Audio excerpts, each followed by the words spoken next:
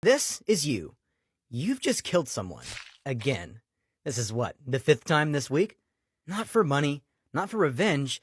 You do it because something in you decided that other people don't get to live unless you say so.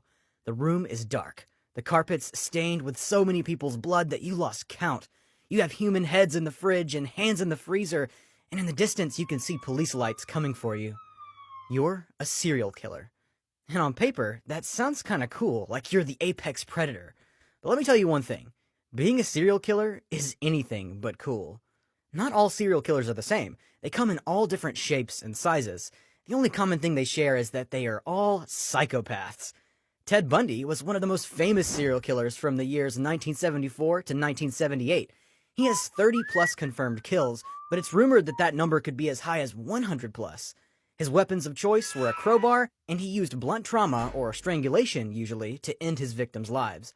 See, unlike you, Ted Bundy was a so-called good-looking guy, so his main victims were women, and he didn't have any problems getting them.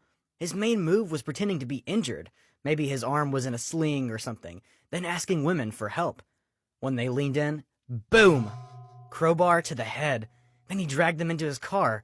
Some victims were assaulted, others decapitated, and he even kept some heads as souvenirs. Charming, right? Now the only thing scarier than a charming lady killer is a clown serial killer. Yeah, you heard that right. John Wayne Gacy was a serial killer from 1972 to 1978. He had a confirmed 33 kills, and his weapons of choice were rope, chloroform, and handcuffs. But it gets worse, because Gacy lured teenage boys to his house with job offers or magic tricks.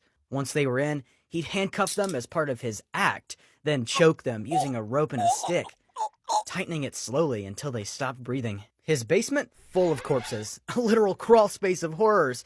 But I'm not sure what those kids were expecting. I mean, look at him. He's a scary-ass clown. And then we saved the best for last.